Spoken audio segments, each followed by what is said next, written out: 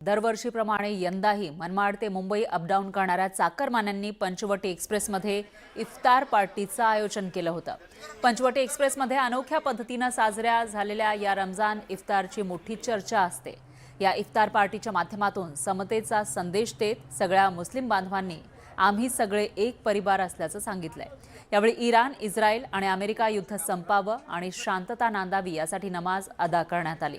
या इफ्तार पार्टीचं आयोजन डायमंड ग्रुप ऑफ पंचवटीतर्फे करण्यात आलं होतं। या इफ्तार पार्टीसाठी प्रवासी एजाज शेख आणि सहकाऱ्यांनी पुढाकार घेतला होता। संदेश हाच द्यायचा आहे का सगळ्यांनी मिळून मिसळून राहावे, कोणीही जातीवाद वगैरे करू नये आणि मिळून मिसळून राहिल्याने ताकद वाढते आणि तुमचा विकास होतो। तर आपल्याला जर आपला शक्तिशाली भारत बनवायचा असेल तर आपण सगळ्यांनी मिळून मिसळून राहावे। पंचवटी एक्सप्रेस आमच्यासाठी सावली आहे। जे अपडाऊन करणारे, जे व्यापार करणारे लोक ह्या पंचवटी एक्सप्रेसनी येणं आणि जाणं करत असतात आणि ह्या पंचवटीमध्ये सर्व धर्माचे लोक एकोप्याने सर्व नांदतात आणि प्रत्येक सणामध्ये या पंचवटीमध्ये सण साजरा केला जातो।